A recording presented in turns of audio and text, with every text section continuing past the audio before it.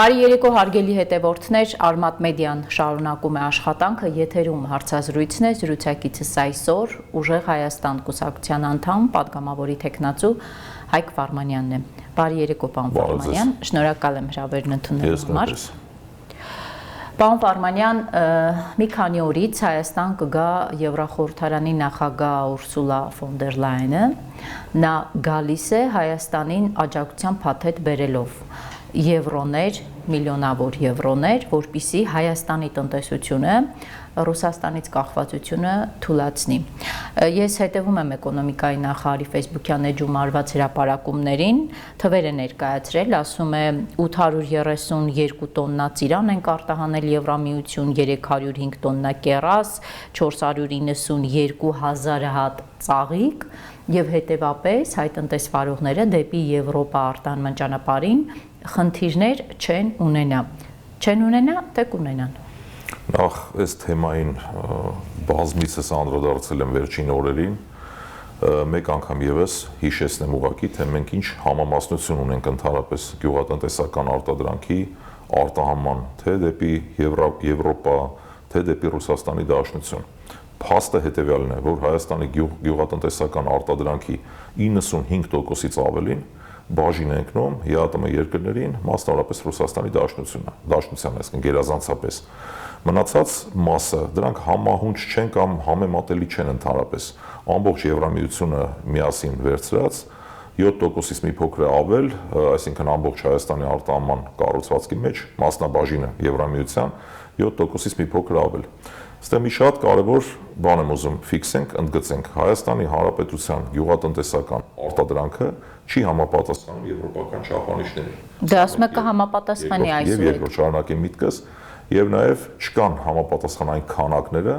որը կարող է պատվիրել եվրոպական այս կամ այն սուպերմարկետ, ավելի ասած կենցաղային լեզվով ասեմ։ Այսինքն, եթե X սուպերմարկետ Ֆրանսիայում օրինակ պատվիրում է կոնկրետ ծիրանի խմբականակ, Հայաստանի որևէ գյուղացիական տնտեսություն չի կարող այդ քանակը ապահովել։ Ոչ էլ այն որակը կարող է ապահովել, որը պահանջվում է Եվրամիության երկրներում։ Այն ինչ որ մենք հիմա ունենք, դրանք քաղաքական հիմք ունեն, այսինքն եթե քաղաքական առումով փորձում են օժանդակել Հայաստանին, կարող է ինչ որ միանվագ այսպիսի գործարքներ լինեն, եւ այդ գործարքների արդյունքում տպավորություն ստեղծվի, որ մենք ունենք արտահանման դիվերսիֆիկացիա, բայց դա իրականության հետ բացարձակ կապ չունի։ Պարոն Վարմանյան, իրենք ասում են, որ հիմա պատմական շանս է եւ պատմական հնարավորություն է Ռուսաստանից կախվածությունը թույլատնելու առումով։ Ինչու չօգտվենք դրանից։ Հազիվ մեզ Եվրոպան փող է տալիս, հազիվ մեզ Եվրոպան տալիս է հնարավորություն հայ արտադրողին համար ստեղծել այնպիսի պայման, որ այդ սերտիֆիկատ ասված ինքը հեշտությամբ ստանա։ Օգտվենք այդ հնարավորությունից։ Քաղաքացիական պայմանագիր կուսակցությունը իշխանության է 2018 թվականից։ 2018 թվականից առ այսօր մեր կախվածությունը գիտեք, քանի տոկոսով է ավելացել Ռուսաստանի Դաշնությունից, ավելացել է 10%-ով։ Որևէ մեկը գործող իշխանությունների ձեռքը չէր բռնել այս տարիների ընթացքում դիվերսիֆիկացիա իրականացնելու եւ դեպի Եվրամիության շուկաներ մեր արտադրանքը արտահանելուն ուղղված համապատասխան ջանքեր կիրառելու իմաստով եւ փաստն այն է, կրկնում եմ, որ մենք 10%-ով ավելի կախման մեջ ենք ընկել ռուսական շուկայից, քան նախկինում էր։ Հետևաբար, խոսել են մասին, որ ինչ-որ պատմական շանս կա եւ այլն, կրկնում եմ, թողանային վերջին 8 տարիների ընթացքում։ Հիմիկվանից հիմա պրակտիկ առումով, որպեսզի մեր հեռուստադիտողն էլ հասկանա, թե ինչ է նշանակում օժանդակել, ինչ է նշանակում նոր շուկաներ, հիմա հարց, երբ որ ասում են սուբսիդավորում ենք, ասենք լոգիստիկ ծախսերը սուբսիդավորում են։ X, ես տնտեսվարող սուբյեկտ եմ, արտահանում եմ Հայաստանից գյուղատնտեսական արտադրանք։ Ինձ տալիս են իմ տրանսպորտային ծախսերը կամ փոխհատուցում են։ Հարց, այդ փոխհատուցումը ձևավորում է ապրանքի նկատմամբ պահանջարկ, թե ոչ։ Պետությունից պետք է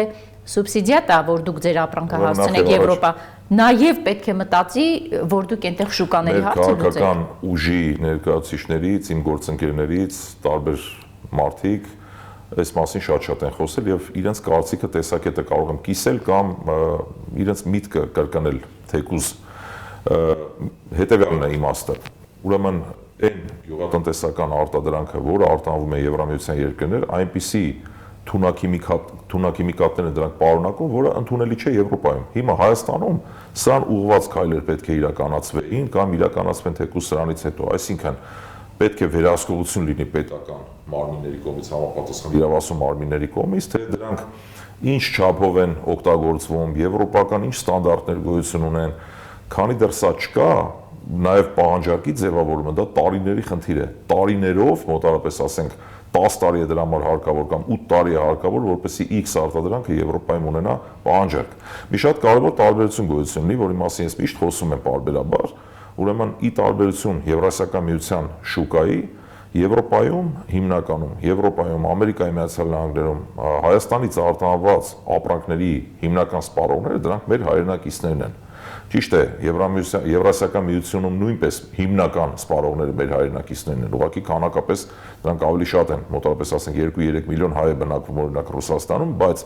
դրան զուգահեռ թե համային հիշողությամբ պայմանավորված, թե հետխորհրդային երկրներում այդ տրադիցիայի ուժով սպառողները նաև ռուսներն են, սպառողները նաև բելարուսներն են, սպառողները նաև ղազախներն են, ի տարբերություն եվրոպական կամ ասենք օրինակ ամերիկյան շուկայի։ Հետևաբար ստեղ կա էական տարբերություն, այսինքն այդ արտահանումը, որպեսզի դու սովորացնես եվրոպական սպառողին, կրկնում եմ, դա տարիների ջանք է պահանջում։ Դա հենց այնպես մի օրում կամ մի շաբաթում չի լինում, որ ասենք որևէ կառավարությունը չի ասում մի շաբաթում, իրենք ասում են թող հենց այսօրվանից այս պահը օգտագործեն եւ սկսեն տնտեսվարողները այդ ուղղությամբ աշխատել, որպեսզի Ռուսաստանին ի վերջո Հայաստանի վրա այդ մահակի ազդեցություն ունենալու շանսից զրկեն։ Ինչ է անում Ռուսաստանը։ Հենց մի բան իրենց դուրը չի գալիս, իրենք սահմանափակումներ են մտցնում, դա տևում է մի քանի ամիս, հետո նորից քաղաքական ինչ-որ լուծում են գտնում, շարունակում է։ Իսկ ասում եմ, եթե մենք ունենանք դեպի Եվրոպա արտահանման ծավալներ, Ռուսաստանը ինքը մեզ հետ այդ տոնով եւ այդ ռետորաբանությամբ չի խոսի։ Բացարձակ խնդիր չեմ տեսնում, ես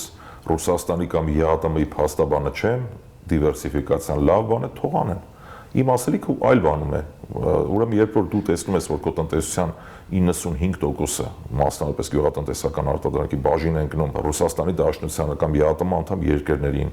աքսիոմատիկ ճշմարտություն գոյություն ունի, որ քանի դեռ քո արտահանման կառուցվածքում նվազագույնը 40%-ը բաժին չի հասնում եվրոպական երկրներին, դու պետք է հասկանաս, որ նույնիսկ չես կարող բանակցել Եվրամիության անդամ դառնալու։ Եվ նաև այս աշխարհաքաղաքական իրողությունների պայմաններում, երբ որ հասկանալի է, չէ՞, ակնհայտ ճշմարտություն է, որ Ռուսաստանը չի հանդուրժում այս ժողովրդական լեզվով ասացի չորսից ռևերանսներ, որ միանգամից մենք գնում ենք Եվրոպա բան ու առավել եւս հրավիրում ես Հայաստան Ուկրաինայի նախագահին, որ հակառուսական հայտարարություններ անում, այսինքն պետք է հաշիվ տաս, որ դա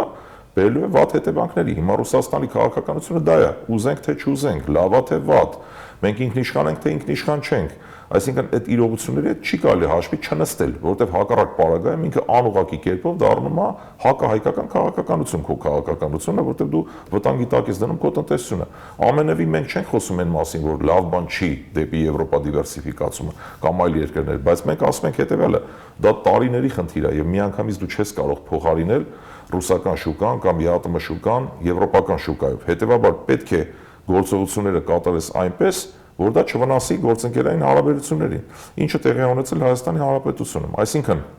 եթե դա ժամանակի ընթացքում լինի եւ միանգամից դու օրենք չընդունես, որ գնում ես դեպի Եվրոպա, որը անընդունելի է Ռուսաստանի Դաշնության համար, ուրեմն չի կարելի նման բան անել, որը կրկնում եմ անընդունելի է մեր գործընկեր Ռուսաստանի համար։ Խոսքը սրա մասին է, թե չամենևին վատ բան չկա, բայց դա կրկնում եմ, դա այնքան հեռու է ժամանակային առումով, որ չի կարող Եվրոպան միանգամից փոխարինել Եվրասիական շուկային, անկախ նրանից դու ինչ քաղաքականություն ես իրականացնում, սուբսիդիա ես տրամադրում, թե Եվրոպայից օգնություն ես ստանում, թե ոչ։ Այսինքն հիմա պետական բյուջեից այդքան սուբսիդիայի տրամադրումը դուք անիմաստ ծախս եք համարում։ Միանշանակ այո, որովհետև սուբսիդիան, կրկնում եմ, չի կարող ձևավորել պահանջարկ։ Սուբսիդիանում են տրամադրում, սուբսիդիան տրամադրում են որոշ տնտեսվարողների, որ փոխհատուցեն իրենց տրանսպորտային ծախսերը։ Սուբսիդավորումը կա արդեն շուրջ 1-1.5 տարի, 25 թվականի փետրվարից։ Այս մասին էլ եմ ես խոսել, չէ՞, որ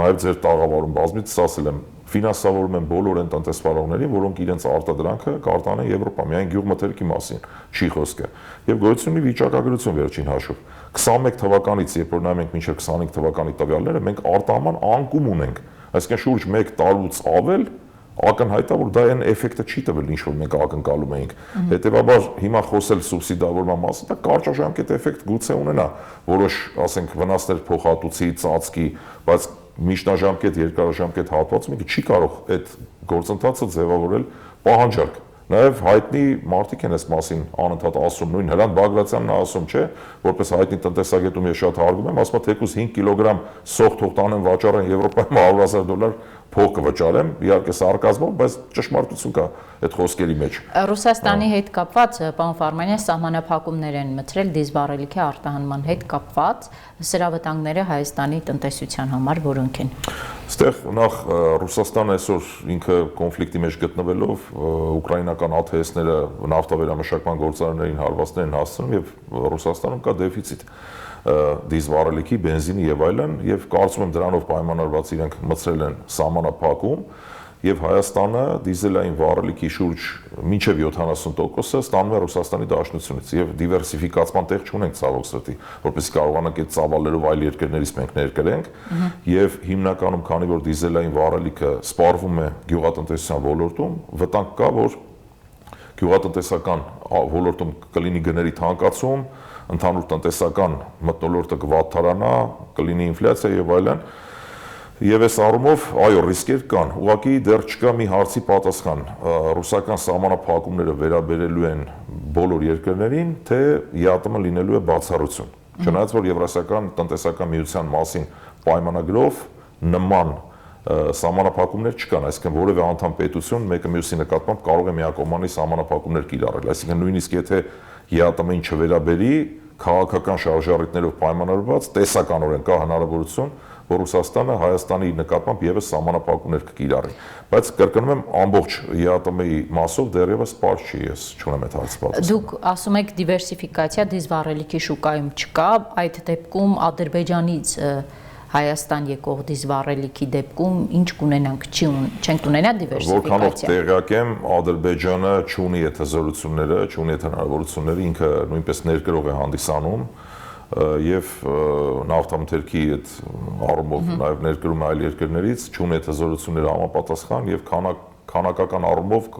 3000 տոննա մոտարապես խառը վառելիք ենք ներկրել, այդ թվում նաեւ դիզվառելիք, բայց Հայաստանի սպառման ծավալները շատ ավելին են, քան Ադրբեջանից ներկրվածը, այսինքն չի կարող դա փոխարինելի լինել, այդ առումով եմ ասում։ Նայեք, այստեղ իշխանությունը առհասարակ որպես այլընտրանքային միջոց դիտարկում է ինչպես Թուրքիան, այնպես էլ Ադրբեջանը, օրինակ նույն գազի հետ կապված, հանրային ծառայությունների կարգավորող հանձնաժողովի նախագահն ասում էր, դեռ գազի հետ, գազի գնի բարձրացման հետ կապված մենք հայտ չունենք, բայց եթե լինի, մենք կքննարկենք նաև այլ շուկաներ։ Հիմա այստեղ Թուրքիան գալու է օգնելու այս գործընթացին, թե ոչ, որպես այլ շուկա։ Եթե այլ շուկա ասելը, որ օրինակի նկատի ունեն ղազախական գազ, թուրքմենական գազ, չգիտեմ, տարբեր գոյությունի որոշակի թողունակություն, այսինքն այդ գազի խողովակին նախ միանալա պետք է ավելի պարզ ասեմ, մաչելի լեզվով ասեմ, եւ դա որոշակի ժամանակ է պահանջում, այսինքն դա միանգամից չես կարող փոխարինել ռուսական գազը այլ երկրների գազով։ Եթե խոսքը վերաբերում է ադրբեջանական գազին, դա էլ է հնարավոր, բայց այս կյանքում բոլոր երևույթները, բոլոր ամեն ինչ ունի իր գինը այս կյանքում, այսինքն նայած ինչի դիմաց ինչ ենք ստանում, ինչ գնով ենք դա ստանում։ Ես այն կարծիքին եմ, սա իմ կարծիքն է, որ Ադրբեջանը հենց այնպես Հայաստանին չի տրամադրելու նույն պայմաններով գազ եւ դրա դիմաց ներկայացնելու նոր պահանջներ։ Եվ թեկուզ ասածս ծայրահեղական հնչի, բայց նաեւ չեմ բացառում, որ ասի Սևանա լճի կեսը տվեք ինձ, 100 տարի անընդմեջ կունենաք անվճար գազ։ Մեզ այդպիսի գազ անհրաժեշտ է թե ոչ։ Մեզ պետք է արդյոք այնպիսի գնով ունենալ գազ Ադրբեջանից, որը համահունչ չի այդ մեր ստացած ապրանքը կամ այն գինը, ինչ որ մենք վճարելու ենք դրա դիմաց եւ բերել են բազմաթիվ օրինակներ։ Դա նույն բանն է, որ ունենաս դու, ասենք $1 միլիոն գույք, բայց դա շուկայում վաճառես $10,000, արդյոք դա համարվում է գործարք թե ոչ, կամ ցանկացած այլ օրինակ կարելի է բերել այս մասով եւ ես նույնիսկ չեմ էլ մեկնաբանում, սա իմ համար մեկնաբանելի հարց չի ստանալ Ադրբեջանից գազ, երբ որ մենք ասում ենք 300,000 ադրբեջանցիներ պետք է վերադառնան Հայաստան։ Հիմա ձեզ հարցում են ուր են։ Մեզ ասում են ուր են, հա,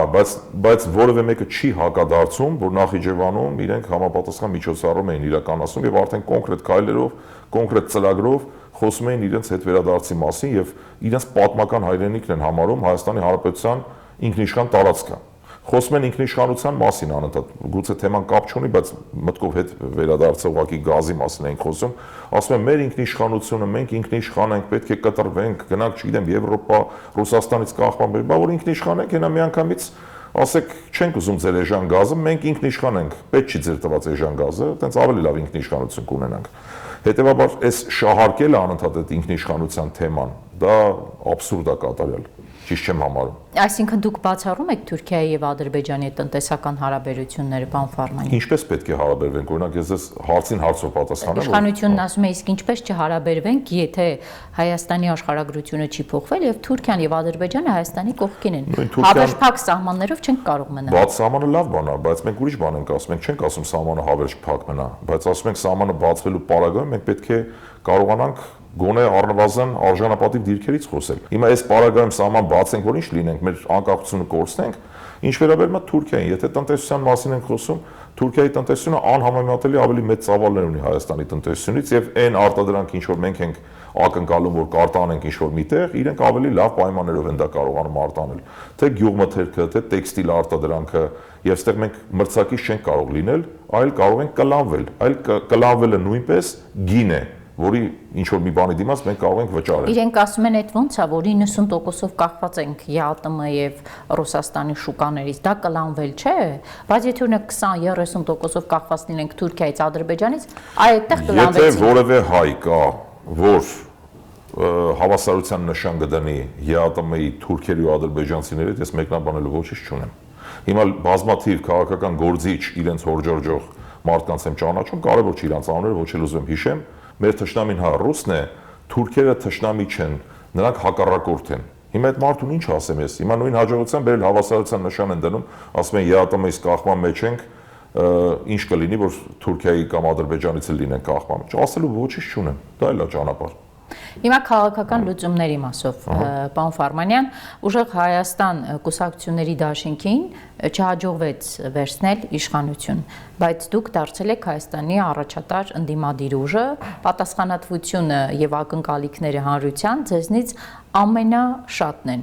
Դուք ներկայացրել եք ծրագիր, թե ինչ կանեք, եթե լինեք իշխանության, այսինքն եթե դուք իշխանության չեք, քաղաքացին չսպասի ձեր ծրագրային կետերի իրականացում այդ դեպքում։ Նախ ծրագրային կետերը կարծում եմ իշխանություն պետք է ունենաս, որպեսզի կյանքի կոչես, որտեվ մասնավոր անձը, եթե նկատի ունեն շատ-շատերը մեր առաջնորդ Սամվել Կարապետյանին, Հայաստանի ամենախոշոր ներդրողն է եւ այս կերպ թե այն կերպ, ուղղակի թե անուղղակի ինքը միշտ այդ ծրագրերը մասնակի իրականացրել է մեր երկրում եւ շարունակում է իրականացնել, կարծում եմ, բայց նույնությամբ ամբողջը տեղայնացնել, որ ինչ որ մասնավոր անձից պահանջել ասել, այն ինչ որ ասել է ծրագրային կետերի տեսքով իշխանություն ունենալու պարագային, որ դա կիրականացվի, որպես մասնավոր անձ իրականացնես, դա ճիշտ չի այդ մոտեցումը եւ իշխանություն ունենալու պարագայում հնարավոր է այդ ամբողջ ծրագրերը կյանքի կոչել։ Ինչ վերաբերում է մեր որ հասարակությունը, հանրությունը մեզանից ակնկալիք ունի, թող ունեն ակնկալիք, մենք մեր ծրագրերից չենք հրաժարվում, պայքարից չենք հրաժարվում եւ կարծում եմ, որ մենք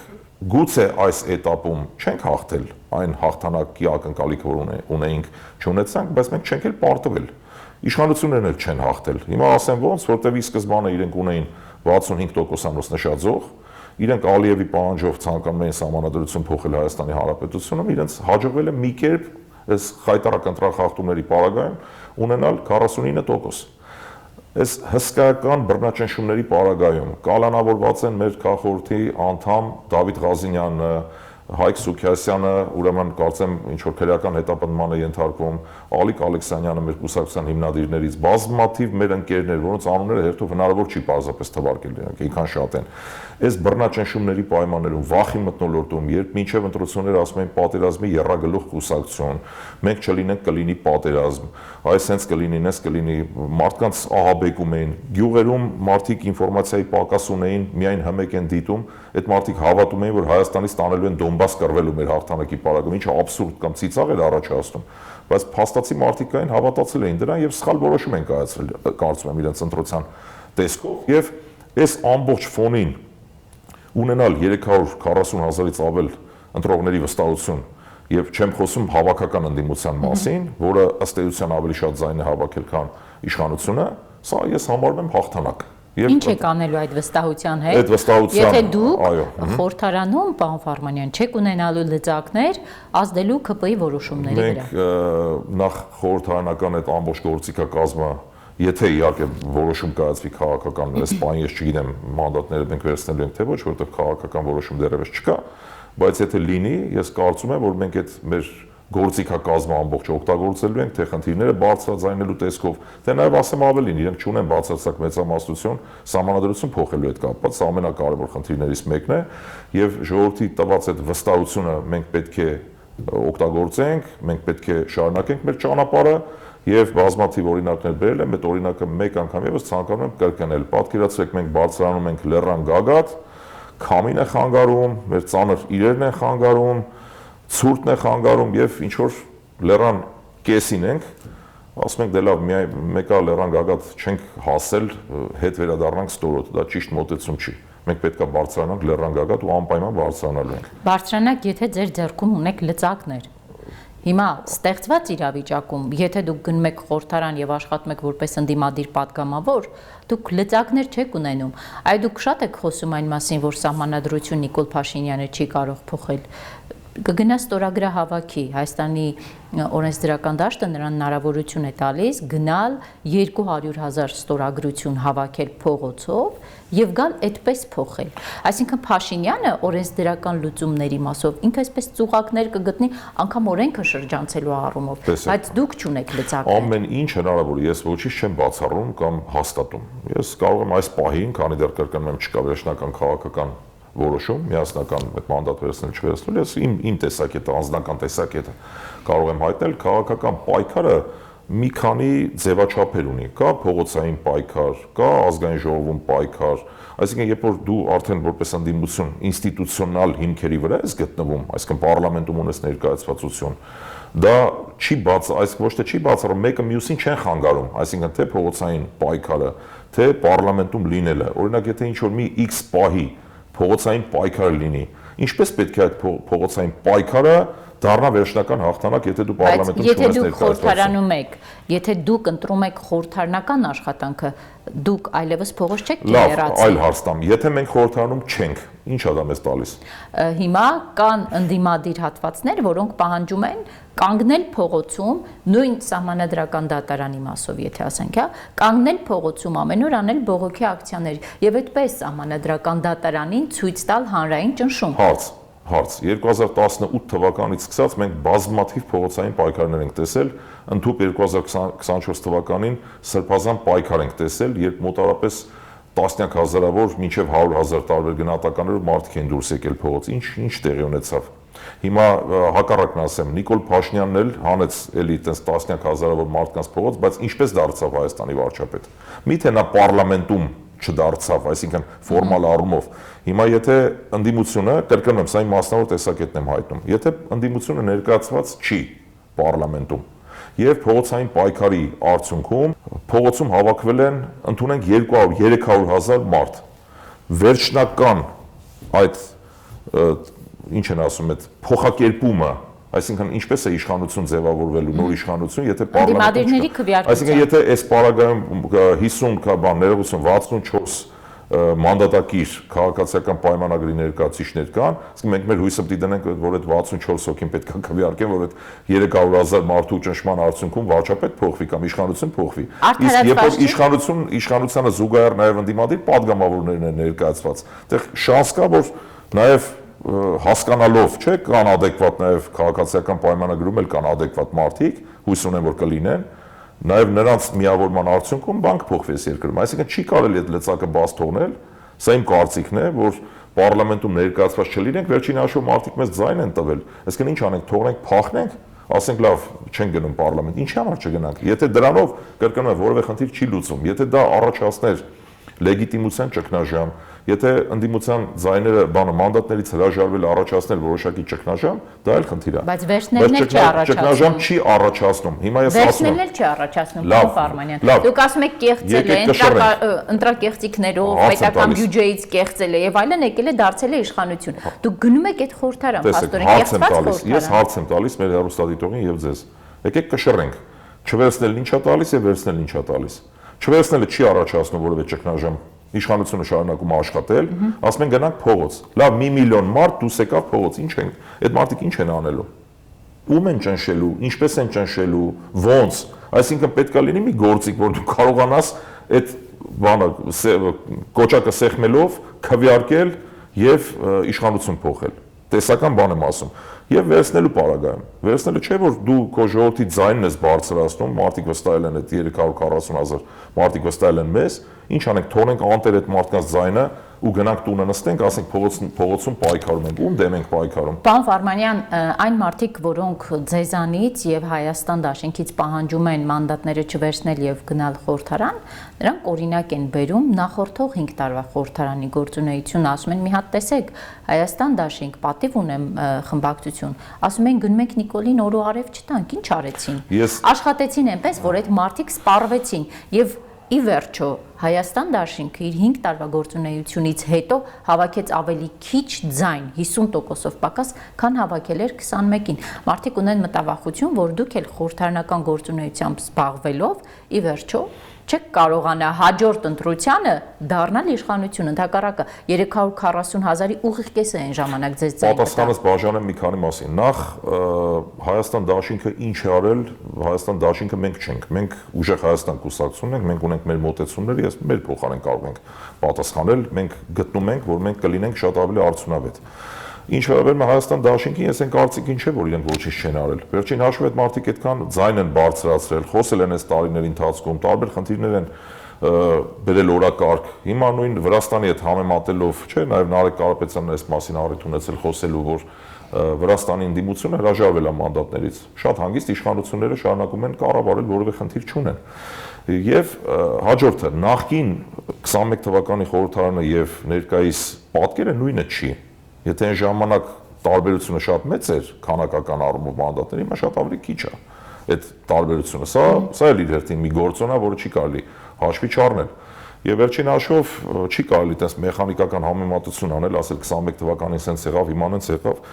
Շատ պարզ հարցադրում գոյություն ունի։ Ինչ հարց ես դու լուծում։ Ես չեմ ասում վատ է, լավ կլիներ, որ իշխանությունը միանգամից փոխվել ընտրություններով, մենք էլ հաղթեինք։